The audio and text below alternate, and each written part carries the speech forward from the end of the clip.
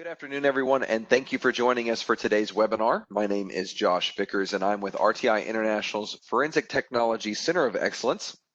And today is our second webinar in our ASCLD webinar series on employee wellness. Today's webinar is entitled Tackling Employee Wellness, the Phoenix Police Department's Crime Lab Approach. Before we get started, I would like to introduce Ms. Erin Forey. She has served on the ASCLD Board of Directors since 2016 and is now the current ASCLD president.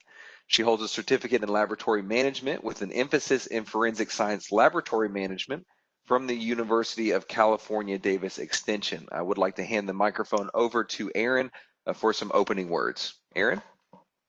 Thank you, Josh. Thank you, everyone, for taking the time to participate in the webinar today. Just a couple of words about how we created this emerging issues webinar.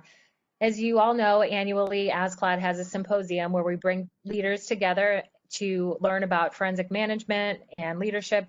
And this year, because of the pandemic, that had to be canceled. However, we knew that some of the information that was very popular and timely and had a great interest really needed to get out to the forensic science community. So we partnered with RTI International FTCOE to create these webinars for all of you. And I think that the topic today, tackling employee wellness, is very relevant. And we're looking forward to hearing from past president of ASCLD and 2020 Member of the Year, Jody Wolf. So again, thank you so much for being here, and I will hand it back to Josh. Perfect. Thank you, Erin. We would like to introduce our presenter and subject matter expert of the day, Ms. Jody Wolf. She is a crime lab administrator for the Phoenix Police Department, Laboratory Services Bureau, an ISO 17025 accredited laboratory that does employ over 150 technical and support personnel, which provides forensic services to the fifth largest city in the United States with a population of over 1.6 million residents. She received her Bachelor's of Science degree in Biology and Chemistry from Regis University in Denver, Colorado, and then her Master's of Science degree in Chemistry from Arizona State University. She also received her Master's in Business Administration degree with an emphasis in Technology Management from the University of Phoenix. Over her career, she has worked in both public and private laboratories for more than 25 years. Jody has been employed by the Phoenix Police Department Crime Lab for the past 19 years. She currently serves as the chair of the Arizona Forensic Science Academy Board and the chair of the National Forensic Science Academy.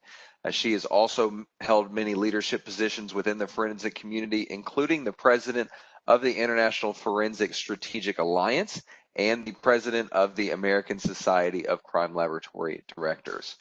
Just our quick disclaimer, the opinions, findings, and conclusions or recommendations expressed in this presentation are those of the presenter and do not necessarily reflect those of the Department of Justice. Any products and manufacturers discussed are presented for informational purposes only and do not constitute product approval or endorsement by the U.S. Department of Justice. And now, without any further ado, I would like to hand the microphone and platform over to our presenter and subject matter expert of the day, Ms. Jody Wolf. Jody?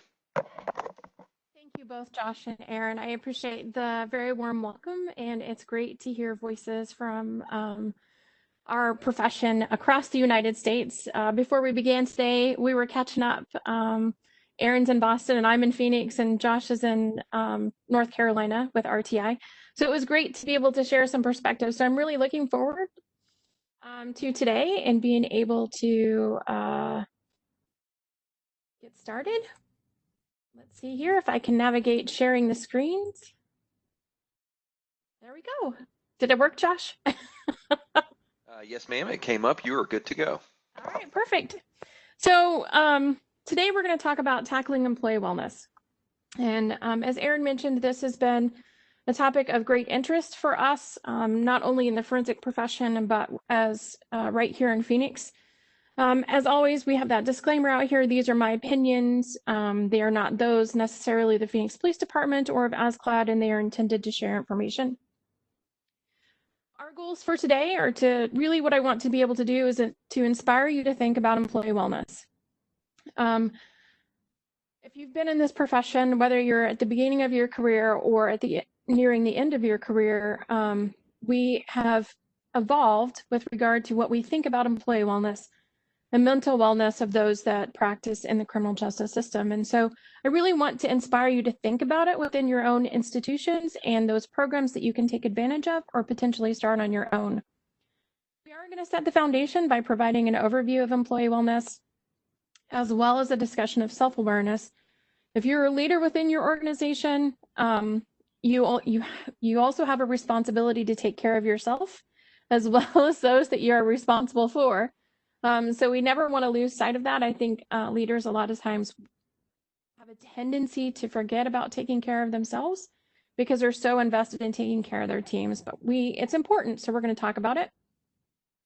We're going to share our experience here at the Phoenix Police Department Laboratory Services Bureau and talk specifically about those strategies that we've employed here. And then because of everything that we're going through, not only in our local communities as a nation and from a global perspective, I want to talk about some of those current event challenges and how that may be impacting your teams and some strategies to potentially help guide us through this. My overall goal is to be able to give you some practical ideas and share some success stories with you all so that you can immediately implement some things, or at least start thinking about how you could implement some things within your own labs. As we get started, I just want to share with you this, it's about a 3-minute video from a TEDx talk that talks about the importance of employee wellness. And I ask you, when he begins talking about it, if this describes you.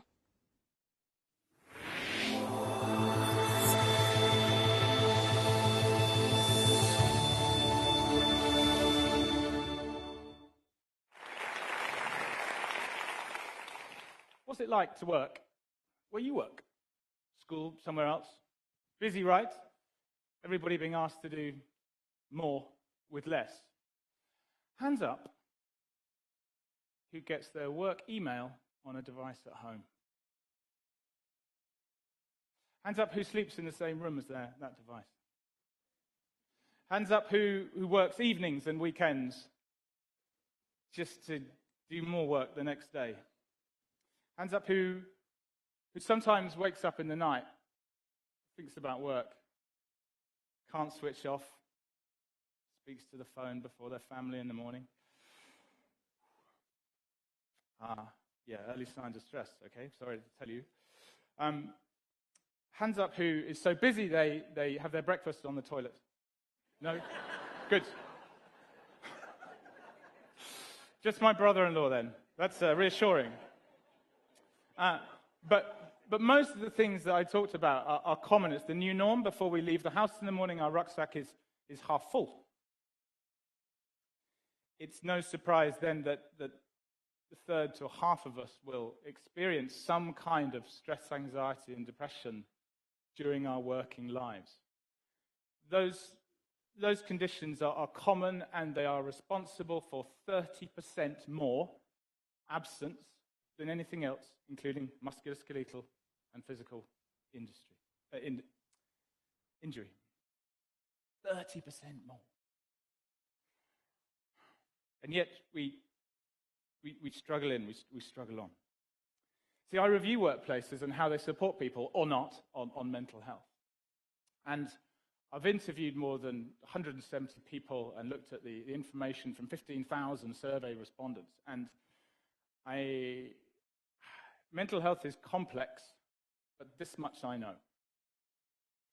People who have poor mental health, they want to be at work on the whole, and they struggle to do that. When they're at work, they have difficulty concentrating, communicating, juggling tasks, and they get cranky sometimes with the customers and colleagues. But they can't speak up to their manager.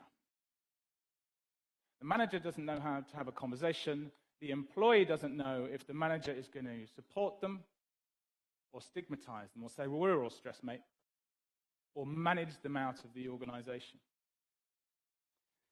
So our employee who wants to be at work doesn't know the support choices, can't have a conversation about it.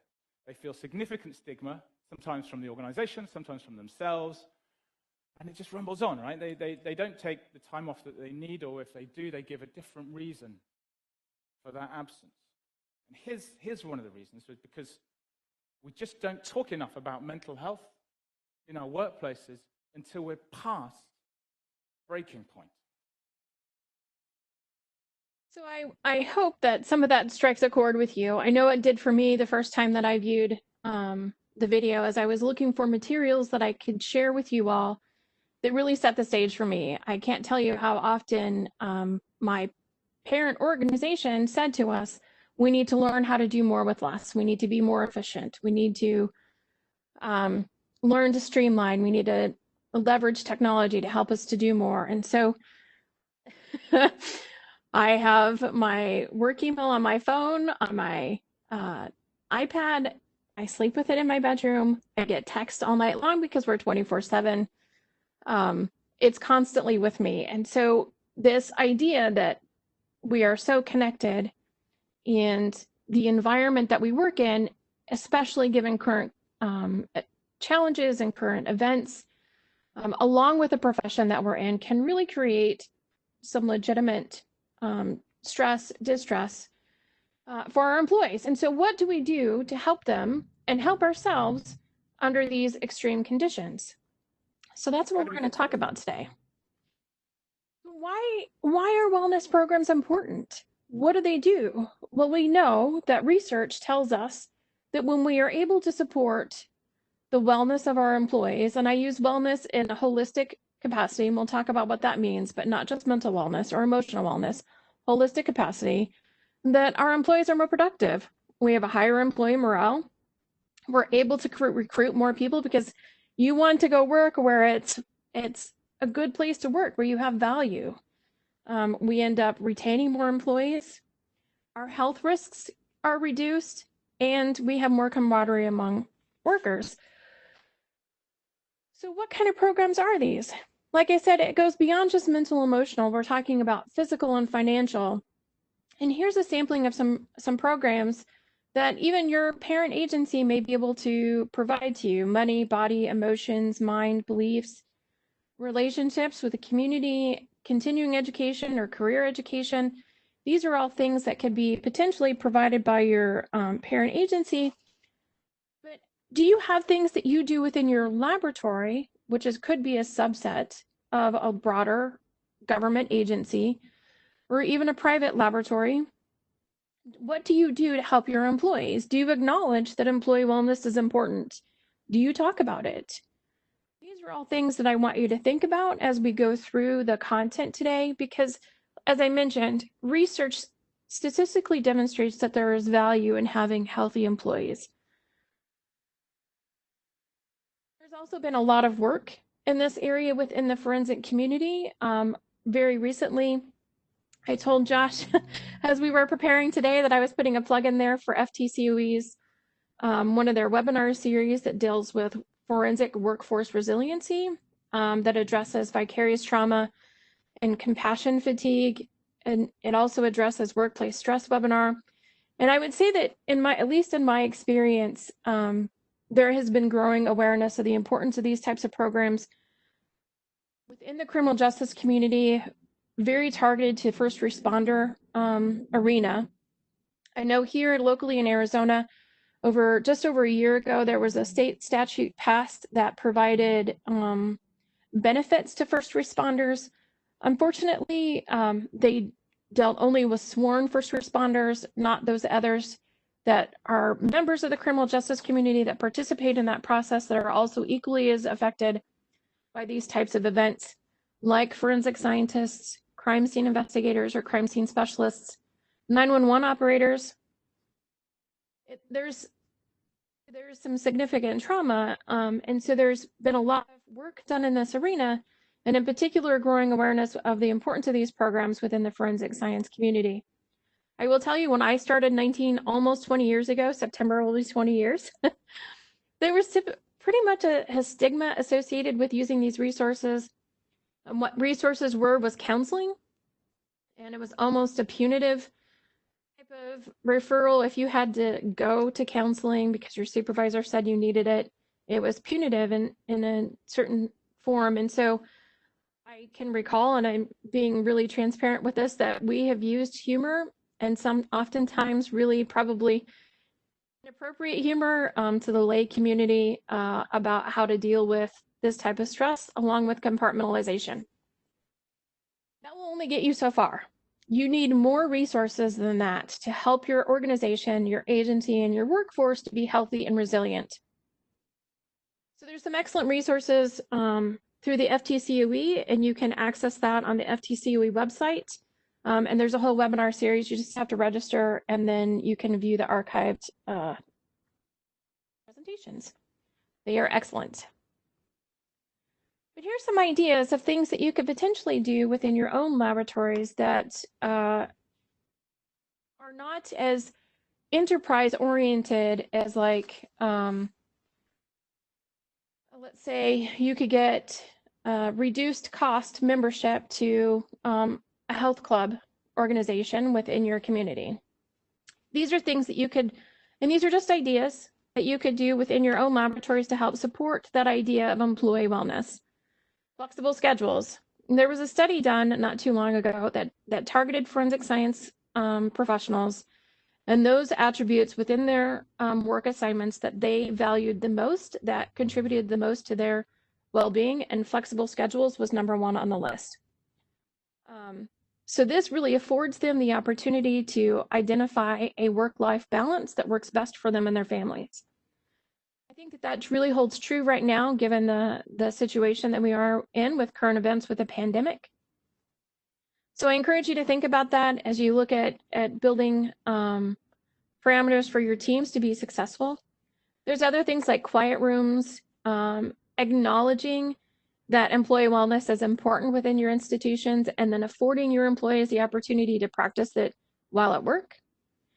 Continuing education and training. If you invest in training for your employees, you're communicating that you have value in their skills and expertise, and that you want to grow that. I think that our community has been helped by the ASTM standard on continuing education. Peer support. This is one of my favorites. Getting your employees trained and creating a team, and we're still working on this, although we do have some employees trained in peer support counseling. But members of your team that are your informal leaders that people go to for advice, having them become a part of that employee wellness support team can be really important. Fitness activities, yoga, walks, things like that, how to cook healthy foods are all ideas that you can do that. Mental health support, plants in the office, bringing the outside in, ergonomic workstations. If people are comfortable while they're working, they're probably going to be a little bit more productive. Health libraries, wellness workshops, management retreats. Again, I really like this idea of being able to bring your leadership team together and have them focus on those ideas and things and strategies that are important to your agency and to your laboratory to move them into the future. Group outings. We are very fortunate, although this year we didn't get to experience it, to host spring training for baseball, and we've had teams go to spring training games. This is a favorite in my laboratory, bringing our stress dogs and pets into the lab. Our ICAC team and our Sex Crimes Bureau will bring their stress dogs over to the lab for visits, and they are famous here in the laboratory, and our employees really, really like them, and it boosts morale, and you can feel the energy increase in the room as soon as they come in. So I encourage you all, if you have the opportunity to do that, celebrate employees and demonstrate your appreciation, and volunteer days where you all go and you volunteer to work together on a community project. So these are just, there's a ton of stuff out there. If you Google it, there you can come up with lots of ideas, and a lot of these don't cost anything except for your time and effort. So I encourage you to consider them as you go forward and you look at employee wellness. So this is Simon Sinek, and I wanted to, it's about a 1.5-minute video, and I wanted to share it with you all because it brings home why they're important, and that it can't be just a one-time event, that it has to be an ongoing commitment that you have on behalf of your agencies to support the employee wellness.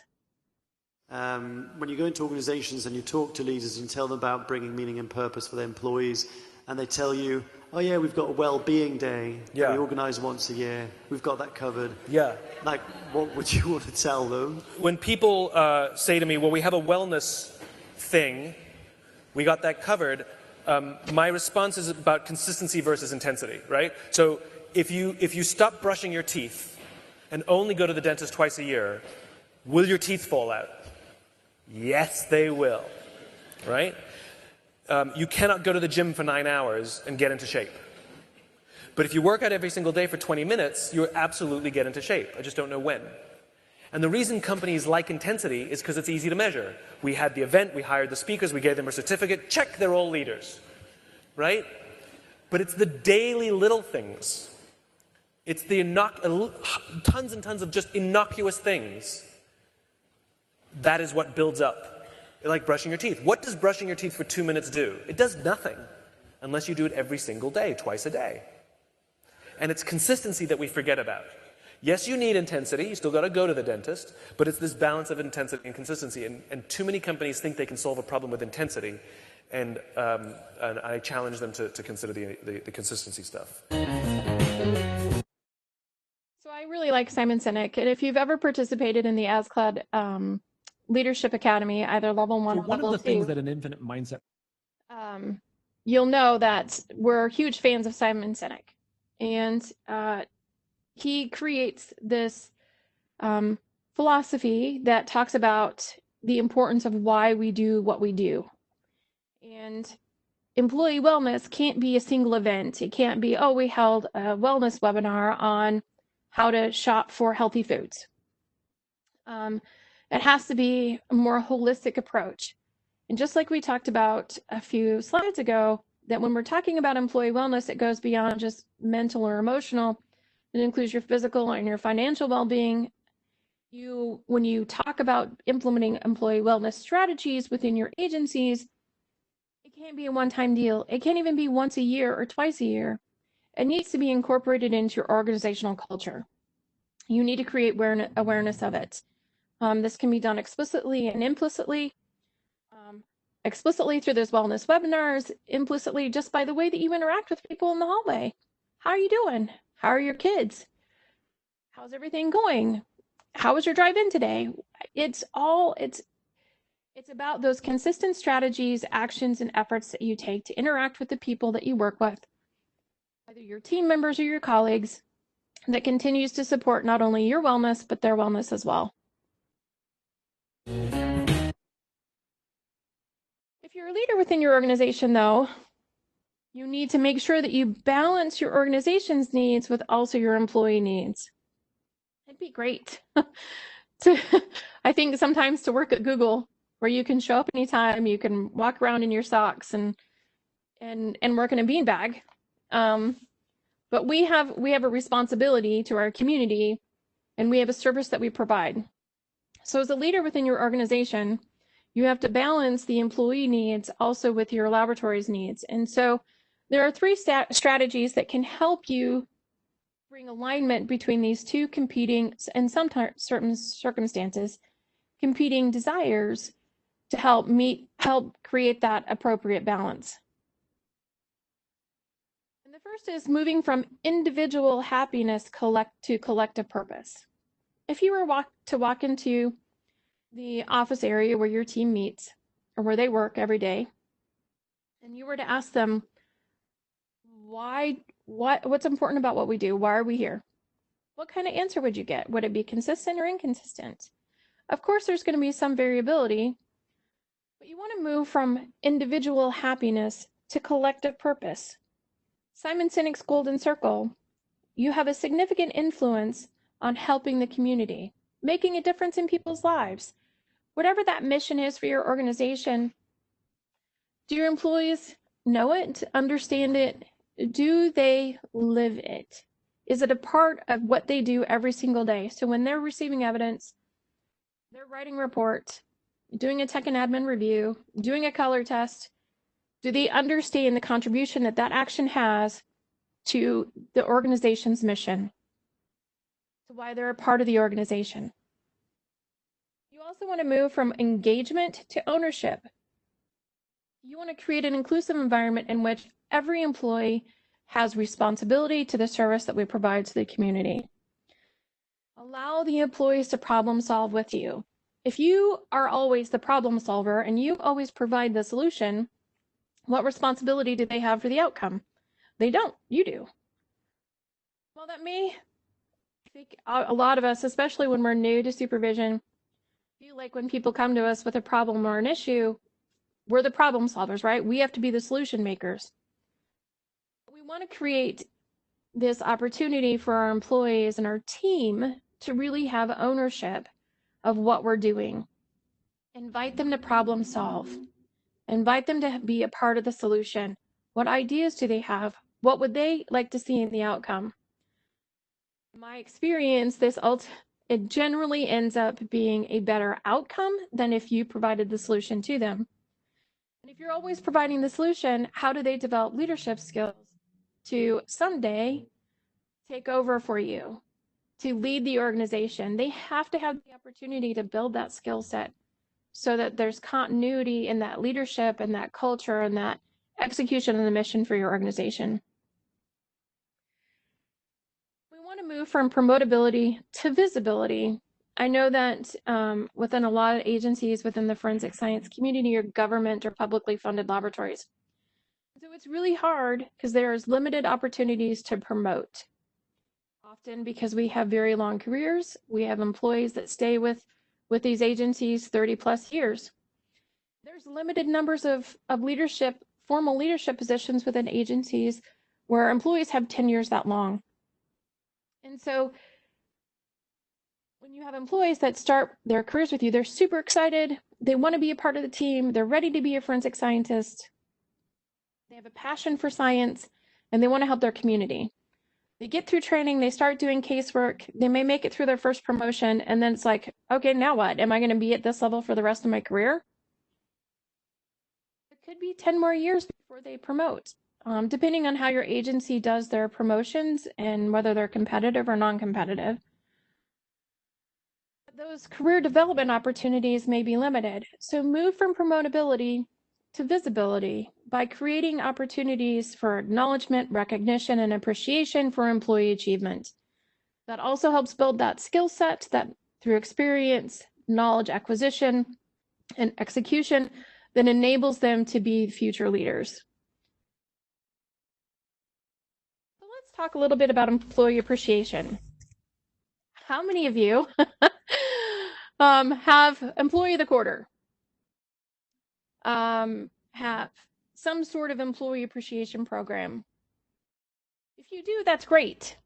But here are some ideas or some considerations that I would invite you to think about when you think about employee appreciation. Managers incorrectly assume that employees know how they feel about them. So most employees are great employees. We have some employees that are really exceptional. We have some employees that have some performance challenges that we try to help. We end up spending a lot of time on those employees potentially. And so you may assume that those employees that are really stable and consistent and are always there and you can always give them something, you know that they can do it independently. You may not interact with them that often. You assume that they know that you have confidence in them, that you appreciate them, that you think that they're really great assets to the organization. That's an incorrect assumption. If you're not communicating it, they don't know it. I remember my dad having conversations with my mom asking him, hey, how did work go today? And mind you, both my mom and my dad were civil servants. My dad worked for the state government for over 30 years. My mom worked for county government for almost the same amount of time. And my mom asked my dad, hey, how's it going? What's your boss think of you? He goes, well, no news is good news. I guess I'm doing fine because I don't ever hear from my boss. I was pretty young at that time, but if you don't tell your employees that you appreciate them and acknowledge their efforts, then they're not going to know. So touch base early and often with them. You want to regularly take time out of your day to talk to them, get to know them, understand who they are, where they're from, what kind of family they have.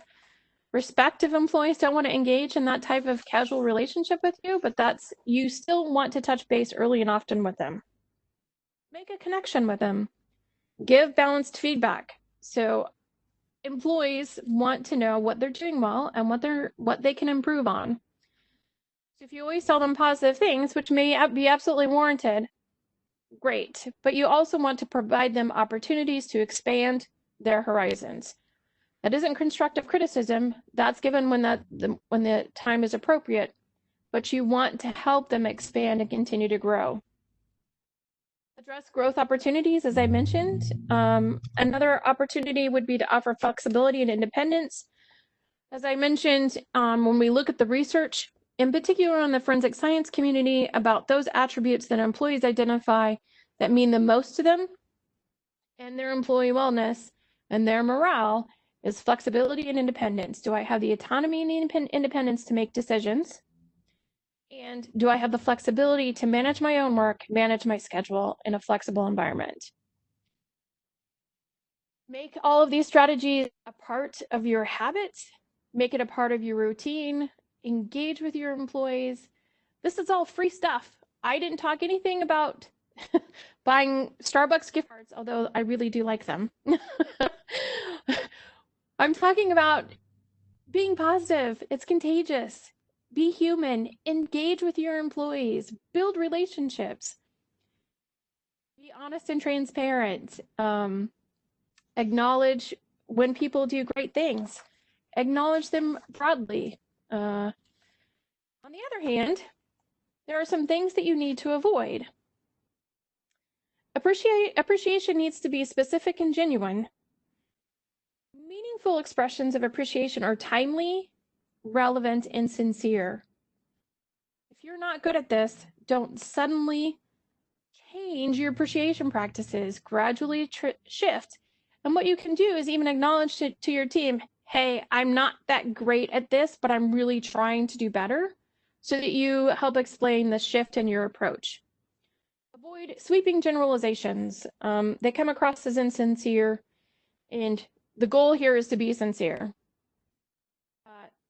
Neglect standard company procedures. Don't let your teams, because you're trying to express appreciation, go outside of your parent agency's policies and procedures. That gets you in trouble and gets them in trouble. So those are the things that we want to stay away from. Don't let your employees feel isolated from coworkers or the larger organization. We want to engage them in this process. When a manager highlights how employees use one another's work within their department or across others, it sets the stage for appreciation to spread throughout the organization. So one of the things that we do in our laboratory, and you'll see this when we go through our examples, is when an employee does something good and they're recognized by our partners within the criminal justice system, we share that with the entire team. And that person gets highlighted, but oftentimes it's not just that person's efforts that contributed to whatever that event was. So we highlight everybody else, and we identify that this is a team and a collective process, and that our success is dependent on the impact that we have on others and the impact that they have on us. As I mentioned, avoid those sudden unexplained shifts in your appreciation practices. And as always, remember to take care of yourself. You can't pour from an empty cup. So if you are not taking care of yourself, it's going to be really difficult for you to take care of others. You want to take care of yourself. We are all human. We all have shortcomings. We all do need to sleep and need an exercise. I'm not so great at exercise. I'm actually not so great at sleep. Great at eating though. But you need to take care of yourself. You need to know yourself on those things that recharge your battery. For me, it's reading a book. I love to read, even if it's a stupid romance novel. Yes, I'm admitting I read stupid romance novels, and I'm a little bit embarrassed that I'm mentioning it, but I want to be transparent with you. Know yourself, identify those things that recharge your battery. I read about 100 books outside of what I have to read for my professional environment. what I have to read for my continuing education, and I'm currently working on my doctorate degree. Someday I hope I'll finish it. But you need to know those things that recharge your battery. And for me, it's reading books. So I read about 100 entertainment books a year. Practice what you preach. If you're responsible for your team and you're talking about employee wellness, they're going to watch you. You need to model what you're communicating to your teams. Participate in the programs that you help to build. If you put together an event, show up for it. And if you're not going to be there, let your team members know why. If you put it together and you don't show up, then it communicates unimportance and disinterest. There may be legitimate reasons. Help your people understand why you may not be there. But if you're putting together programs, participate in them. I can't stress that, how important it is for you to participate in the programs that you put together that address employee wellness. Make some priorities in your life. This is something that served me really well when I was on the board of directors for ASCLD. It was serving as the president of ASCLD as well as the president of the International Forensic Strategic Alliance, which is the international body that brings together organizations like ASCLD from across the globe. It was one of the hardest professional responsibilities that I have ever had. It was also one of the most rewarding, and I had so much fun doing it. But I knew when I went into it that I had to make some I had to decide on some priorities for myself so that I could be successful. And these are my priorities. They don't have to match yours, but you do need to make some priorities so that you know how to manage your life, and how much you dedicate of yourself and where they fall within that spectrum. So for me, it's self, health, spirit, mind. I got to take care of myself so that I can take care of my family. And they come next. They are so important to me. I'm sure I know lots of you, but I'm married and I have 2 children and they are beautiful. And then my son's best friend lives with us as well. So they come next. Then work, my day job. My day job pays for my bills. And that takes care of my family. So day job comes next, and then everything else after that. So decide, what are your priorities? What are your core beliefs? What kinds of things make you happy so that you can recharge that battery, so that you can help support those employee wellness programs that support the overall health, wellness, and resilience of your workforce and your teams. So now that we've laid the foundation for employee wellness, I wanted to talk about how we've done it in my laboratory. And this has been an explicit strategy that we have put together. So I'm going to walk you through it. This is a picture for the front of my laboratory. It's not our entire team. We are 24/7. This was one afternoon. So it's probably close to about 75% maybe. We have about 150 employees, but this is right on the entrance to our laboratory. Our mission is to provide the highest quality forensic science services to our community with integrity, innovation, and impartiality. If you notice on our logo, those integrity, innovation, and impartiality are keywords that remind us of what our mission is. And it's really to provide that service to our community. And our leaders, we put together over the course of about 6 months, several meetings in which our leadership team came together and developed this mission statement. So I've been in the lab director's role for just over 2 years now. And prior to that, it was not a civilian position. It was a sworn position for more than 10 years. And we really didn't have any, and this is not a criticism of those leaders because many of them were really excellent, great leaders, and I admire them. But we really didn't have a strategic plan, a vision, or a mission. And we were very compartmentalized. So I wanted to bring us together and I wanted to provide a roadmap so that all of us could work towards that execution of the mission, focusing on why we do what we do. Why is it important?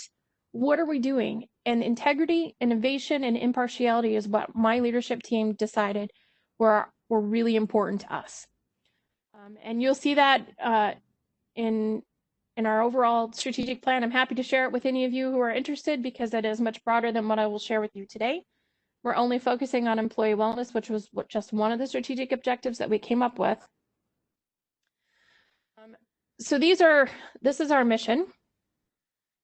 Our guiding principles center on our pride statement. That pride statement is actually a component of our broader parent agency's core values dealing with protection and prevention, responsibility and respect, integrity and ideals, dedication to duty, and employee excellence.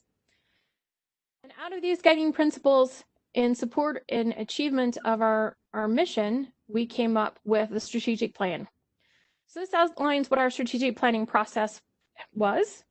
As I mentioned, it was our leadership team. So we have 8 sections in our laboratory: crime scene, latent prints, firearms, toxicology, evidence screening, DNA, controlled substances, trace and arson analysis. And so each of those teams has a section supervisor that has that's responsible for the operations of that particular scientific discipline.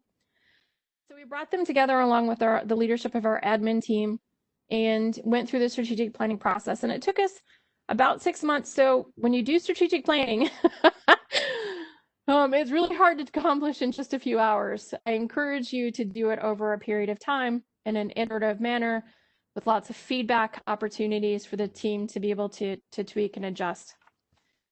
We do use a balanced scorecard approach. If you've participated in the ASCLD Leadership Academy, you will be very familiar well with what I mean by a balanced scorecard. And essentially, we're looking at the 4 dimensions of the organization with objectives and key performance indicators in each of those areas. So business processes is our core business function, providing that service, whether it's processing crime scenes, issuing reports, offering expert witness testimony. Our financial dimension, of course, we've got to have money to be able to operate, and how do we allocate those resources? Customer service, a focus to the service that we provide and those that are impacted by our services. And then learning and growth. And learning and growth is that organizational capacity component. We call it learning and growth here in my laboratory, but it looks at your employees and your quality system. So this is where quality lives, is in learning and growth. We want to continuously improve. So a cornerstone of our accreditation programs is Deming cycle: plan, do, check, act. And that lives in that learning and growth component, along with our workforce, continuing education, how many people are we training, things like that. We did a trend analysis, so it's important to understand how those key performance indicators and how you perform over a certain period of time. We have key performance indicators in all 4 of those dimensions, which tells us a lot about our organization. What do we do well? What do we not do so great? And every organization has both. We also did a SWOT analysis, which was a really, really great experience. I'm excited. We're gearing up to do our strategic planning in the very near future. We actually would have already started it, but then COVID hit, so we're having to come up with some creative alternatives to be able to accomplish it as opposed to meeting in person. And then, of course, some organizational alignment. So we are part of a larger parent agency, and we wanted our strategic objectives to center on our core values, our core principles, help us execute our mission, but also be in alignment with our parent agency. And so we came up with an action plan with 5 strategic objectives that are outlined here. And this was all based on our trend analysis, our SWOT analysis, the development and discussion on our mission and core principles and what we were actually trying to achieve. They fall in these 5 strategic objectives and focus areas. And today we're going to talk about Phoenix's employee well-being component of this overall strategic plan. So out of this strategic objective for focusing on employee well-being, so we've made an explicit component of our overall approach to operations for our laboratory. We came up with 7 action items. So I'm going to go through each one of those action items with you. I am going to share with you a couple more videos to break up the monotony of you all having to listen to me talk. But the first action item And we started this, so we're at the end of the cycle. Our strategic plans will last typically 2 years. So that first 6 months of when I became the laboratory director, we spent on developing this strategic plan. So we've been operating under it for almost a year and a half. And so we have achieved a lot of what we set out to do, which is one of the reasons I really like strategic plans, because you can monitor your progress and then also celebrate those achievements with your teams, because they don't happen without everybody pitching in. But the first action item was to review and update a lab-wide onboarding program for new employees. This would include a laboratory employee orientation. What was their first day going to be like? What's important for them to know? How do they navigate IT systems? All of those kind of just mundane housekeeping tasks that are really important, especially if you're a new employee. Quality assurance training. We've also added specific training on vicarious trauma and compassion fatigue to round out our onboarding program, as well as focusing on the transition from that into their technical training program. And so the pictures that you see here on this slide is the first couple of slides of the very first onboarding presentation or training that they get. And so it's an introduction to the Phoenix Police Department Crime Lab, and we're going to look out for these things. We're going to talk about our structure, chain of command, which is new to a lot of people, day-to-day life of an examiner. We're going to talk about court, safety, of course, which is super important. We're going to talk about quality and accreditation, a career path, what can employees expect for development, public perception and our broader agency policies and requirements with regard to our behavior. Simple facts and information that's interesting about not only the city, but the laboratory. And then some of those systems like Qualtrics, LIMS, City Forms, eCRIS, which is a people management enterprise system. So that was one of our first action items. We've established all of those, and I will tell you that in particular in crime scene, the training that we do, which incorporates many of the strategies that are talked about in the FTCUE webinar series, has really made a big difference for our crime scene folks in particular. They're exposed to that on a much broader scale than the rest of our team that work inside the laboratory. Our second action item was to celebrate employee successes with the entire laboratory. This includes personal achievements, really neat case processing stories, team contributions. This includes having our team recommend and author commendations, nominate them for department and city awards, and recommending acknowledgements by professional organizations. So nominating them for achievements within other professional associations. And so here's some examples of some of the stuff that we did. On the right-hand side here, you can see a commendation. What I'll do is I'll take those commendations, and what used to happen is that a supervisor would give it to the employee once they received it. It would go into their division file, and then they would say, thank you, great job, and everybody would move on with life. Typically, only that employee, maybe their team, would know that they received that commendation and what the commendation was for. We share that with the entire laboratory, 150 employees. It typically has already gone through our chief's office, so they are aware of it. But I share that information, and I talk about the importance of the case, how it impacted our community, and all the team members that contributed. So while the employee that received the commendation may have done so for exemplary service, there were other team members that contributed to the outcome of that case as well. So we acknowledge them as well. The picture that you see there in the center is a team that received the Police Chiefs Unit Award, which is a big deal in our department. They worked together on a particular case that had a very successful outcome. It was a high-profile case, and I was very appreciative. We made a big deal out of it. Before, rarely did our team ever get nominated for these awards, but if you're in forensic science, you know that forensic science is always a part of every single, in particular, high-profile investigation.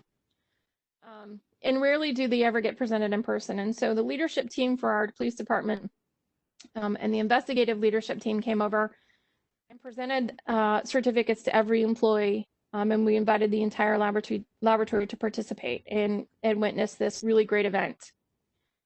Then on the left-hand side, you can see what we call Super Staff Appreciation, SSA. And so our leadership team got together and wanted to talk about, well, how do we do employee appreciation on an ongoing routine basis? And we used to do Employee of the Quarter, but everybody forgot about Employee of the Quarter, so it always ended up being late, and we weren't great about it, and it just didn't work out that well. And so our leadership team got together, and we talked about, well, how can we really do this? How can we get people in the laboratory to interact from section to section so we're not so compartmentalized, as well as acknowledge how much they appreciate the other team's efforts? So we have a group of employees in the evidence screening section who are really super enthusiastic and were really ideal for this project. And we took a superhero approach, so you'll see a lot of the cartoonish wham bam things on there. But for every month we rotate, and the sections don't know which section we're going to acknowledge. And it's Super Staff Appreciation, and every member of the laboratory is invited to send a message or write a message on these call outs to that section, and then those get posted on the wall outside of their section. And so here's the one for forensic DNA. It literally covered about half the hallway. You can see some of the messages that were written by members of the laboratory. There's some great humor that gets expressed in this. I will tell you, we did crime scene first, and the crime scene members, they had no idea this was coming, so it was a surprise. They stood out in the hallway for 30 minutes or more, just looking and reading at every single message. So this has been a lot of fun for the team members to do. We've done it and we've been able to acknowledge every single section. It took us about a year because we skipped the holiday months since we knew that people were going to be on vacation. So for me, this has been a lot of fun, in particular because I like being able to tell people how much we appreciate them and how much we know that they do contributes to our overall mission. Here's an example of another case and another effort that we did to create that acknowledgement. You'll see here on the right-hand side of your screen is an email that I sent out that discusses this 1978 cold case homicide that we solved just recently, and the team members that contributed to it, and then the department made a video to acknowledge the efforts of our team. 42 years ago, this was the scene of a homicide. 21-year-old Fernando Calleros and a woman were found in the bed of a pickup truck. Calleros had been beaten to death. The woman, an adult female, had been beaten as well, and she was also sexually assaulted. Detectives began working the scene and gathering evidence. The charges were dropped because the case was turned down due to a lack of evidence. DNA testing did not exist back in 1978. So we work really closely with our cold case colleagues in the department, both in homicide and sexual assault, and we're constantly looking for ways to use current technologies and new approaches to being able to combine best science with best evidence so that we can provide some answers to our investigators so that will help further the investigation towards a successful resolution. When we talk about our crime lab, it's important to point out that the men and women who work there truly are scientists. 42 years ago, those detectives did a great job of obtaining evidence and packaging it and maintaining it. It's been in the custody of the Phoenix Police Department for 42 years. So the scientists were able to use the evidence obtained 42 years ago, test it with today's technology, and it identified Glenn Edward Williams as the suspect in this brutal attack. We have an amazing team. They are incredible professionals, incredible scientists, and that's what we love as science. It's a huge reward and a huge experience for our analysts to be able to participate in these cases and be able to answer those questions. This is an example of the quality work the men and women of the Phoenix Police Department do. So this was a lot of fun for me. I really don't like being on camera, But what I love about it is being able to talk about the incredible team that we have, and for that to be shared with the world. And this was precipitated at the request of our investigative team and our agency leadership. And so I think it's one thing for your team to hear that you appreciate them, which is really, really important. But to hear that positive feedback from the people that you provide a service to, whether it's the investigators, the prosecutor's office, the defense team, or the community at large, really brings home that message of why we do what we do and why it's important. So I love sharing this story. This happened probably 2-3 months ago, right before COVID hit. But it's a great story to share with everybody. Next two action items include creating a laboratory wellness committee.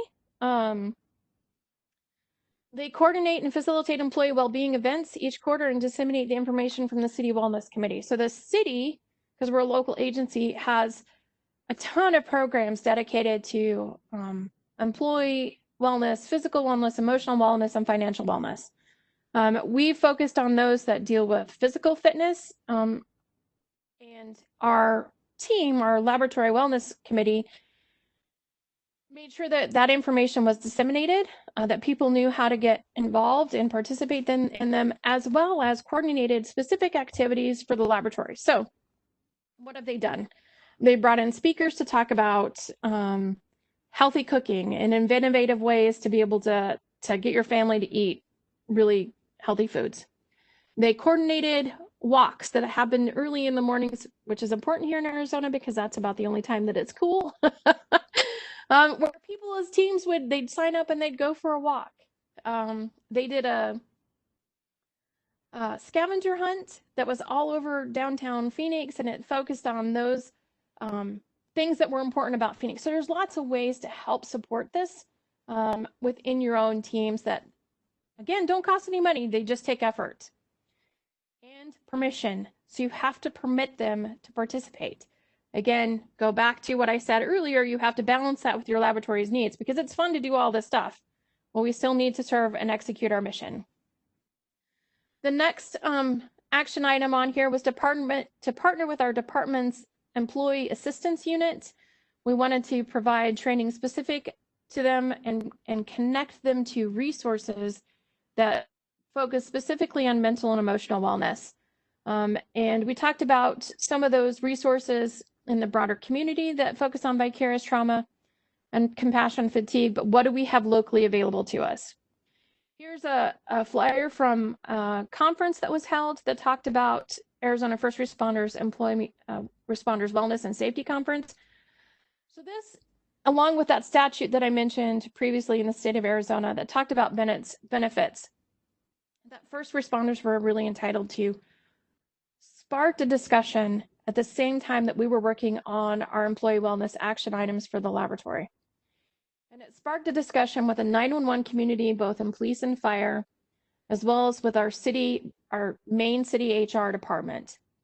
And we need to be able to provide these resources to civilian employees that also are subject to this type of trauma. And how can we help them?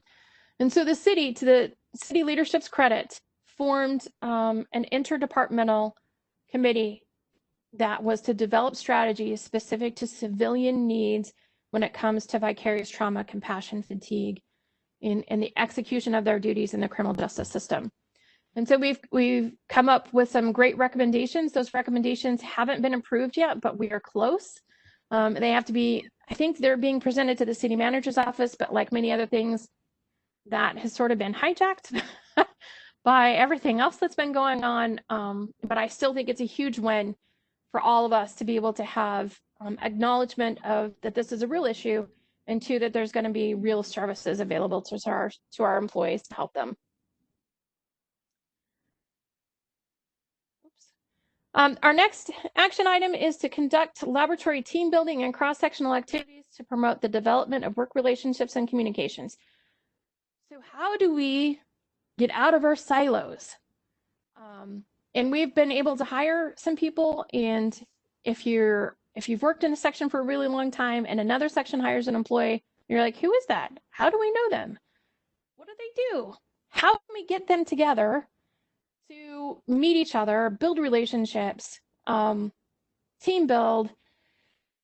So we came up with a whole host of things, and here's some pictures of just a few of those events. This picture here in the bottom left corner is the supervisor's employee appreciation pancake breakfast. Because we are 24/7, we wanted to be able to coordinate events so that we could capture not only first shift, but also either third or second. So the pancake breakfast captures third shift because we start it really early in the morning.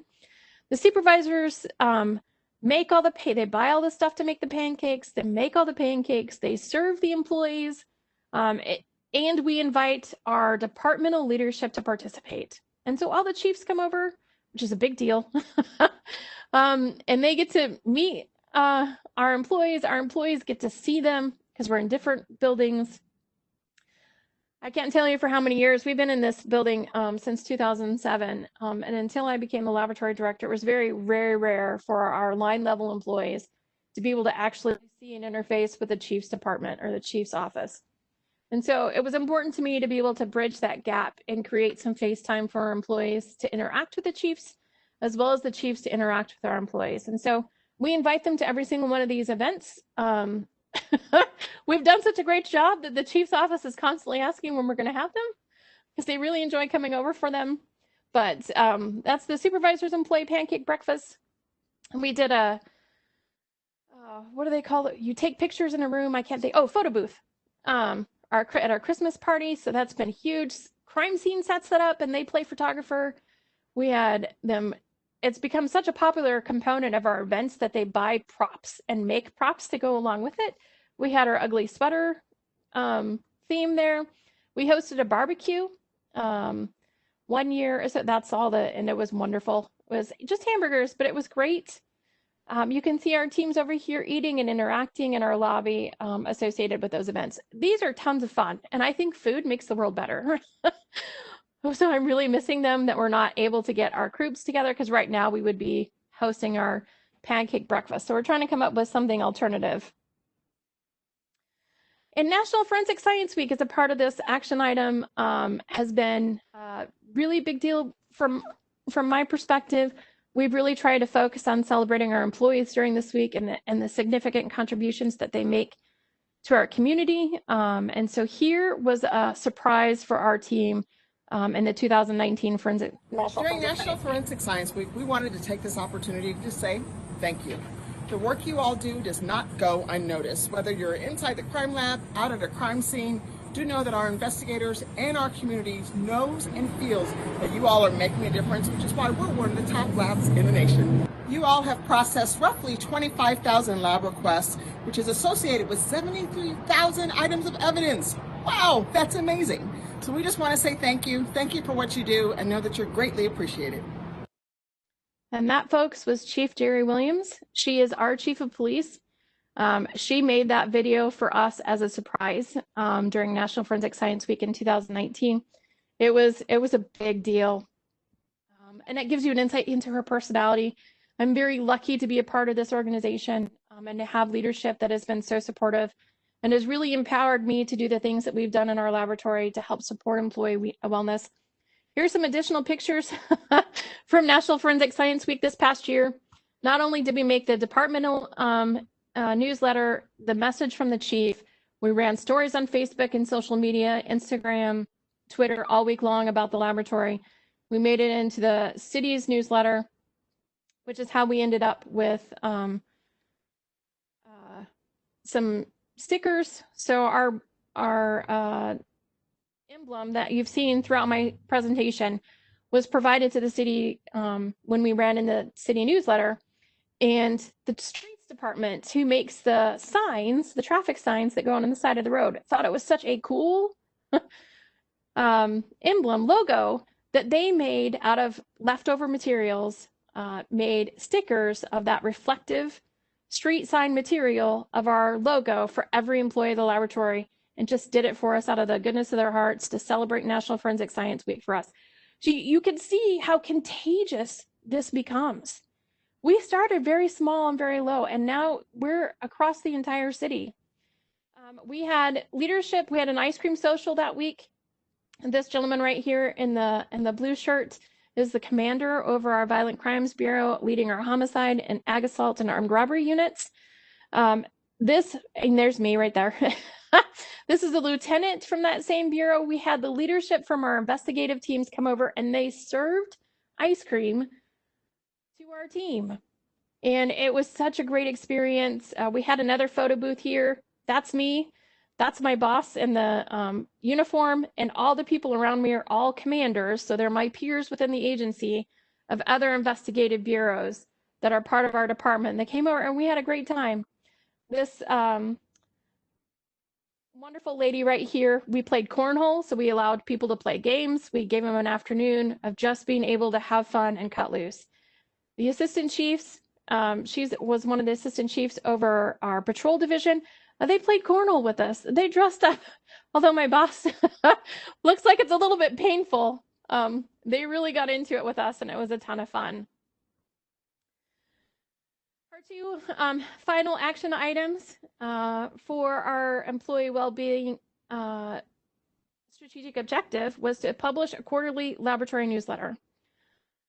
And this, again, is to help bring our sections together, information share across the organization, so that team members can share with what's going on in their sections, and they know what's going on in somebody else's section, who's in training, what great achievement, what new instrumentation. Here's the first page of one of our laboratory newsletters, where we had just received our reaccreditation to the new AR 3125 accreditation program through ANAB. Big deal. So our newsletter, which started out being about 5 pages, has now grown a little bit. We have people that go to continuing education come back and tell us how the conference was. What was one thing that they really learned? Important information. Another thing that we communicate in the laboratory newsletter is key performance indicators. So we are transparent about how we're doing as a laboratory, and those 4 dimensions for a balanced scorecard approach: business processes, financial, customer service, and learning and growth. So we have one remaining action item, which is to administer an annual employee survey and include employee feedback in the annual strategic planning sessions. That is the one out of these 7 action items that we haven't been able to do yet. And our department wanted to and wants to run an employee survey to capture the same information. So we were planning to do that in conjunction with the departmental survey. Like I said, everything's gotten hijacked. So I don't know if we're actually going to be able to achieve that last action item in this strategic objective area, but we hope to, because I think it's important to help inform the next phase of our strategic planning process and being able to achieve our mission, which, to remind you all, is to provide the highest quality forensic science services to our community with integrity, innovation, and impartiality. So in summary, we have incorporated employee wellness as a part of our strategic planning process. It is an explicit approach. It's something that our leadership team and that we have done through events and action items has really focused on, and to become a part of our culture. And I think that if my team is anything like me, I really miss these things right now, because we're teleworking. The world is different. And so I think I'm struggling. Not only am I struggling because we're unable to see each other, but I'm an extrovert, so I need people interaction. So I think that at least I miss it right now in particular, but it has definitely become a part of our culture. We have involved the employees. So all those events that I showed you, the ice cream social, the barbecue, the photo rooms, those happen not because of the supervisors, not because of the leadership team, because of employees. So we have a monthly committee. It's called the Communication Committee that gets together, and every section is represented. And that representative cycles out every quarter. And every quarter we have identified a theme of an event that we want to host for the laboratory, where employees can get together, we can celebrate successes, whether it's National Forensic Science Week, it's the holidays, it's whatever the case may be. Employees have put this together. Supervisors have participated, but the employees have been really the ones that have made this possible. And so it makes me so incredibly proud of our laboratory and the capabilities of our team to be able to come together and celebrate each other and really focus on that employee wellness. With that said, we have some work to do. Nobody's perfect, and we still have opportunities for growth. And so we look forward to this next strategic planning process to be able to help us move to the next phase. And so that would have been normally when I would have stopped, but I wanted to spend just a couple of minutes and talk a little bit about new challenges, because our world has changed with the pandemic, and then most recently with the protests, in and amongst all the other world events. If you follow current events from politics to the economy, global politics, I mean, there's a ton going on. And the COVID-19 pandemic and police, anti-police and social justice reform and criminal justice reform has really become center stage for us. And so what has this done to us, and how does this impact employee wellness? Well, it feels like a haymaker was thrown at all of us. It was pretty significant. I'd like to introduce you to, and I'm going to get his name wrong. I think it's Gilbert. This is one of the compassion dogs that comes and visits us. He participated in the photo booth as well. He is a major nerd, just like the rest of us are. But he's a wonderful addition to our team to be able to come over and visit us. But the challenges have been significant. Our employees have we've all had to change our lives. If we have children, we've become teachers. We've had to think about how to be caregivers for extended family when we can't see them. We've been thrust into this teleworking environment, and for some, it's great, and for others, it sucks. We have to social distance. You can't actually spend time with your colleagues in a break room and eat lunch.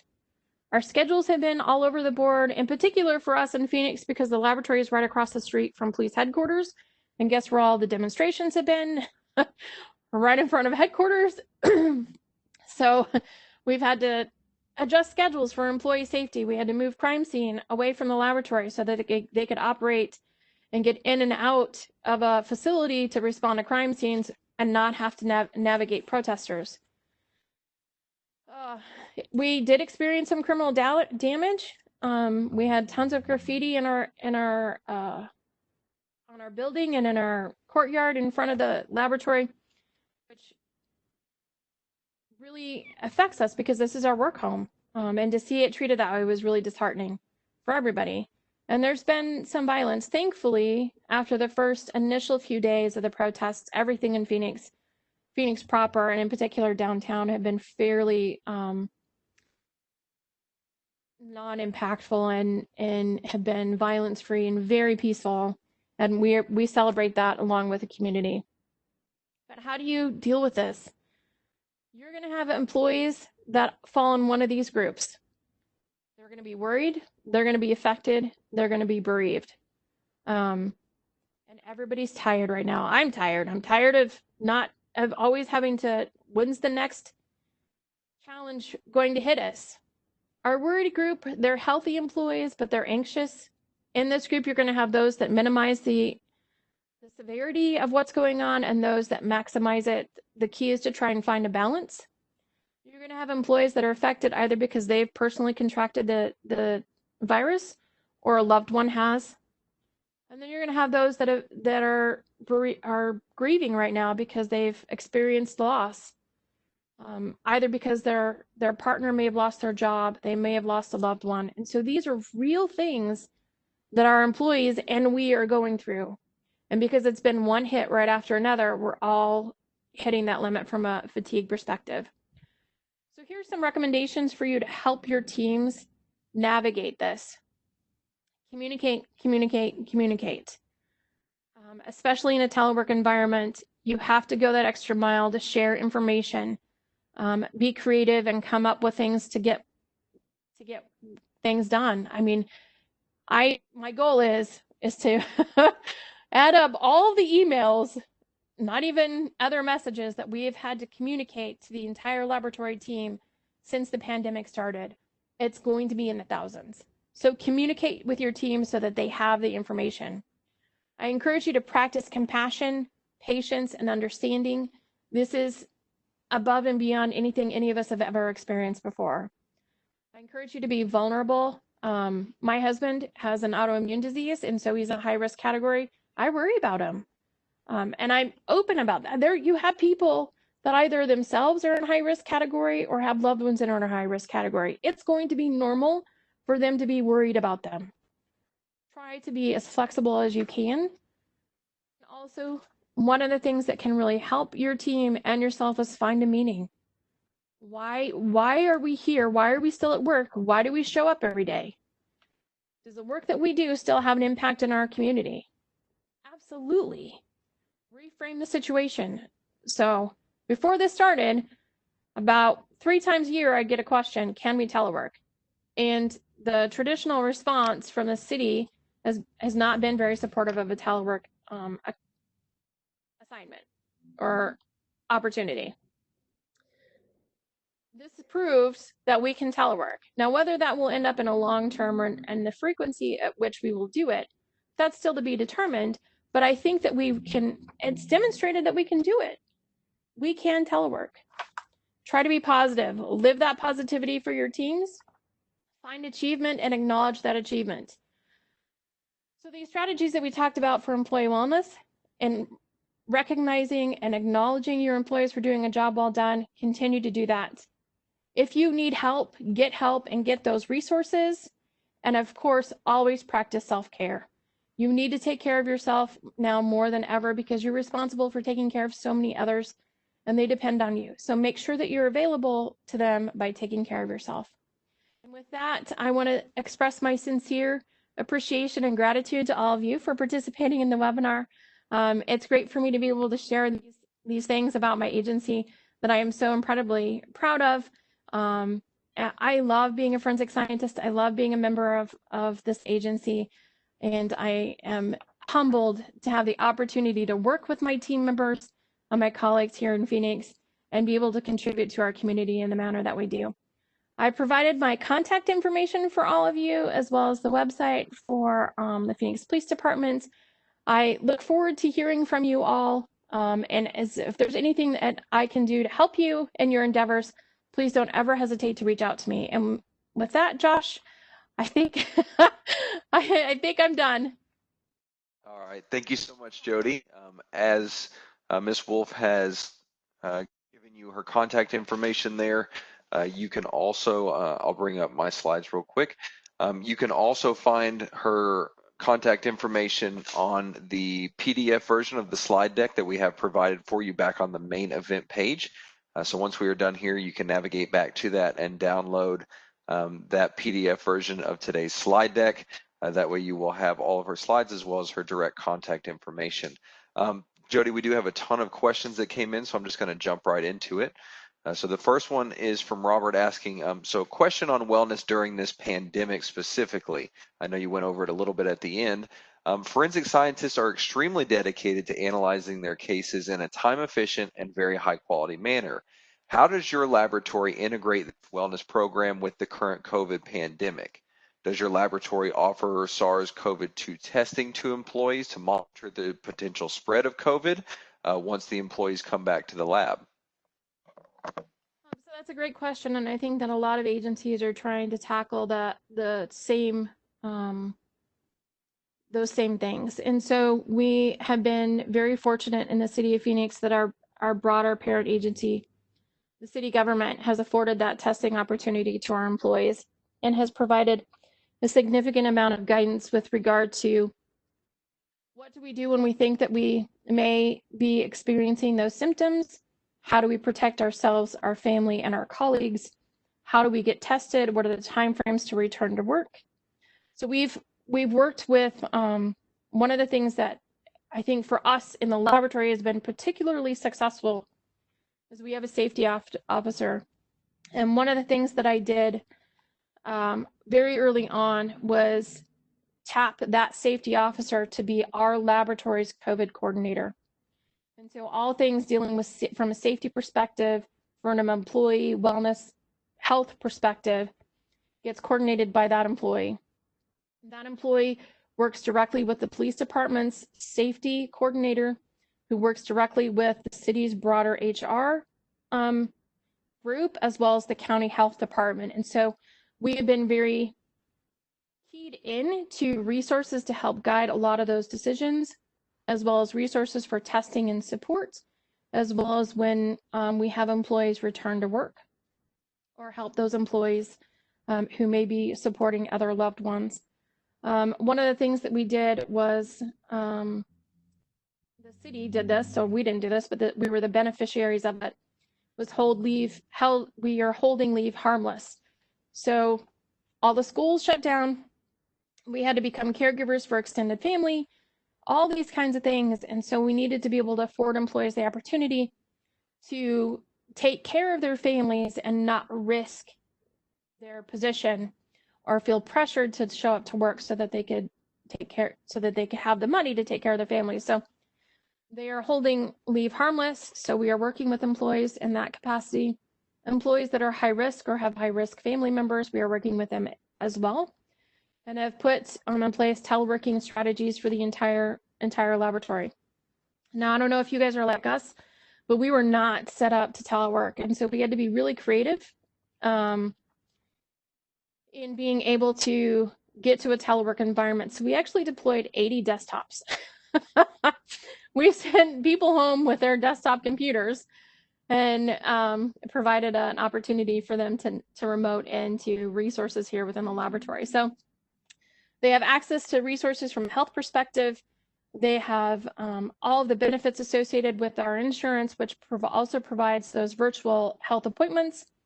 They have access to not only PCR testing, so diagnostic testing for an active infection, as well as antibody testing, and really being plugged into resources within our laboratory, within the department, within the city, and within the county to how to manage the pandemic for our workforce.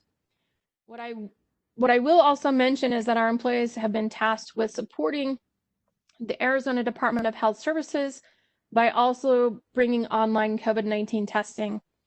So we're in the process of doing that and bringing online PCR testing here in our laboratory, and that will be to support the medical examiners community in the state of Arizona.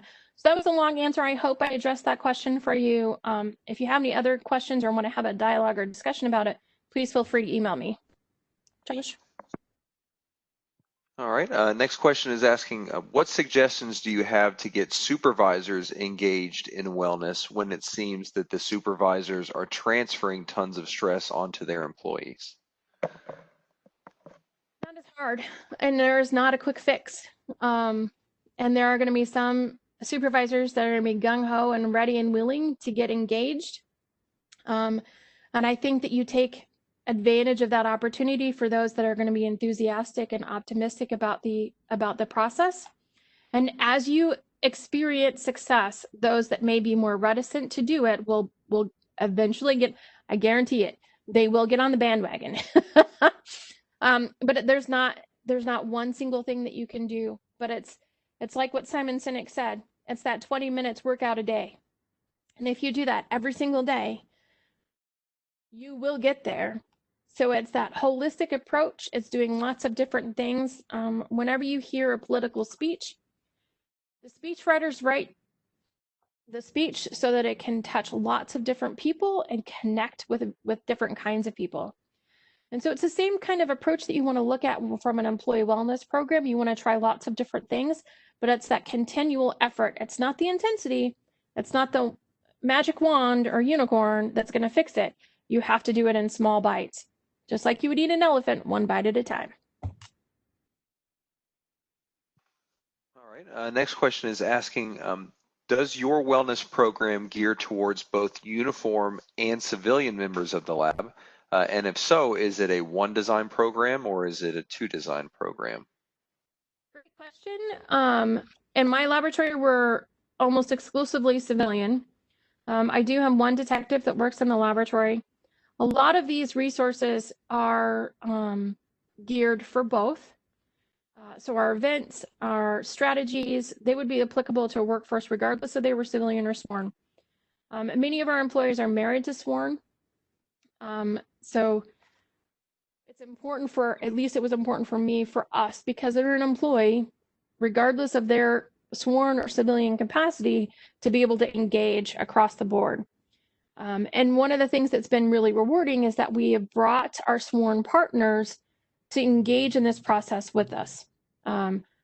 You saw pictures of the events that we've hosted with them, and that appreciation, again, is contagious, which has precipitated social media acknowledgments and campaigns, and it's built and has continued to build on itself. And so that has engaged our sworn colleagues. In terms of resources, I will tell you that in particular right now, the resources really were geared more towards, so the Employee Assistance Unit,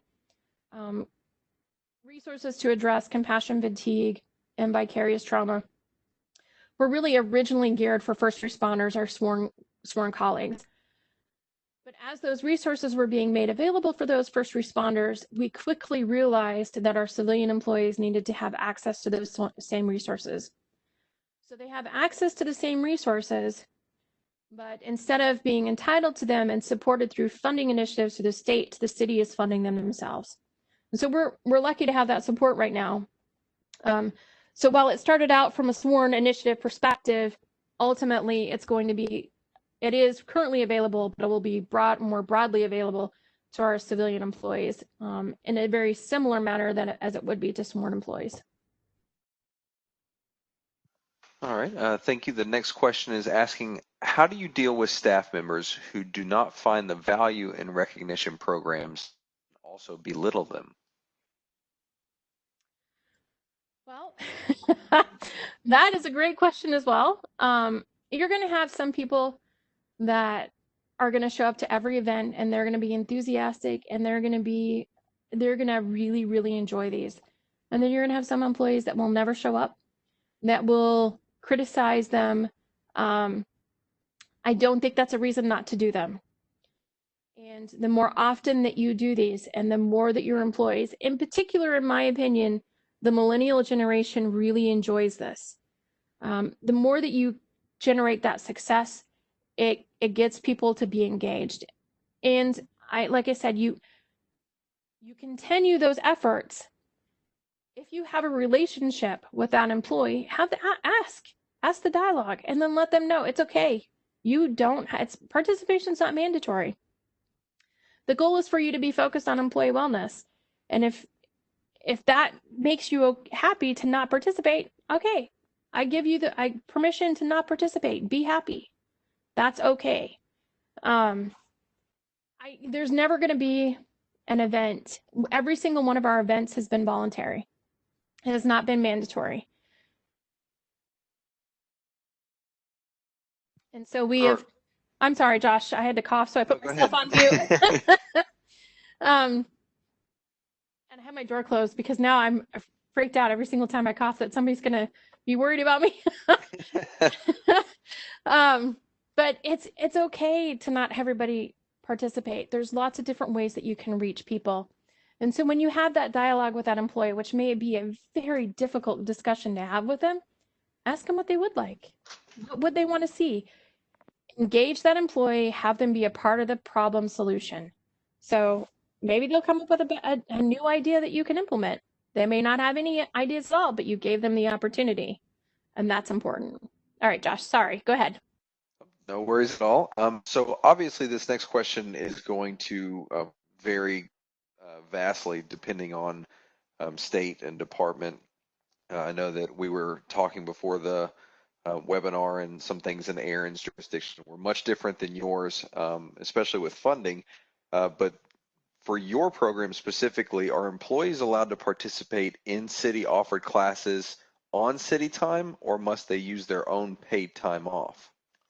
They are allowed to participate on city time. So if it's an official city class that increases a skill set, then they are allowed to participate on city time. And one of the things that we've done in the laboratory, so let's say that they want to sign up for a city class that's on Microsoft Excel. That's a no-brainer. They get to attend on city time. If, however, they want to sign up for a yoga class, which is also offered by the city, then the city has intended that those employees will be attending on a lunch break or during a break time. One of the things that we have done in the laboratory is expand that break time within a time limit every quarter for employees to participate in those types of programs. I have found that most of our employees here in the laboratory, and it has, so for any of my team members that are listening, it's been a while since we've done one of these. And I think we all understand the challenges that we currently live in and being able to do those. But I would say that a lot of our team members have participated in those lab coordinated physical activities, walks, the scavenger hunt, the wellness. We did have an employee that teaches yoga that has offered to teach yoga. We haven't taken him up on that yet, but we do afford employees city time, work time to participate in these events. But it's striking that balance, like I mentioned in the one slide with the elephant balancing on the ball, that you can't give them carte blanche permission, because you're going to have some employees that are going to take advantage of it. Just being real. And so they'll find everything that they can do except to do what our core business is. So you have to set some parameters within which those employees can operate, but certainly afford them the opportunity to participate, because remember, research tells us that those employees that have practiced employee wellness and are healthy are going to be your more productive and happy employees. All right, and with that, Jody, we are at the end of our time. We've also run out of questions from our audience. So with that, we will go ahead and close up today's webinar. Obviously, the first thing we'd like to do is to thank our speaker for today, Ms. Jody Wolf. So Jody, thank you so much for your time, your presentation, and everything that you are doing there for the Phoenix Police Department Laboratory. Thank you so much, Josh. It was great to be here today. I miss interacting, and I would have loved to have seen everybody at the ASCLD Symposium, but I look forward to next year in Boston, in Aaron's hometown, and being able to meet everybody and meet up with everybody there. Thanks, Josh, so much for coordinating. Not a problem. Thank you so much. We would also like to thank ASCLD for the collaboration on this webinar series. You will see that this was the second webinar in our Emerging Issues Employee Wellness webinar series. On your screen, you will see our next webinar, which will be next Thursday, Drug Exposures in the Forensic Laboratory, What We Know and What We Can Learn, from Mr. Robert Kirkby. So you can find that. Tyler will be posting that link to the ASCLD series in the chat pod momentarily. So make sure that you do register for our next event. We would also like to thank, obviously, everyone for joining us today. These webinars are simply not possible without your attendance, support, and your interaction with our presenters. Before you do leave today's event, we always ask that you participate in our short survey. You can find that directly below the closed captions on the right-hand side. Just click the word survey. It will pull up a new window for you, and you can run through our short customer satisfaction survey. Your feedback about our webinars is always vital information that we use to make sure that we are providing you with the best webinar experience, as well as adjusting any of the content and the way that we disseminate that information out to you, our audience. So if you could take a few moments to go through that, we would definitely appreciate it. Again, also back on the main event page, you will find a PDF version of today's slide deck. So make sure you do download that before you leave today. We have recorded today's webinar, and we will be converting it into an archival video over the next few days. So if you would like to come back and refresh yourself on this content, or if you have any colleagues that might have missed today's live event, you can pass that link along to them as well, and they'll be able to watch the recording. Again, thank you everyone for attending. Tyler is going to be putting up other links in the chat pod to our social media outlets, Facebook, LinkedIn, and Twitter, as well as our podcasts and our website. Again, also the ASCLD Emerging or Employee Wellness webinar series link will be in there as well. Thank you everyone for attending. We hope you found today's webinar useful and informative. And we look forward to seeing you again next week in the third webinar of the series. We hope everyone has a great rest of your day. Thank you for joining us.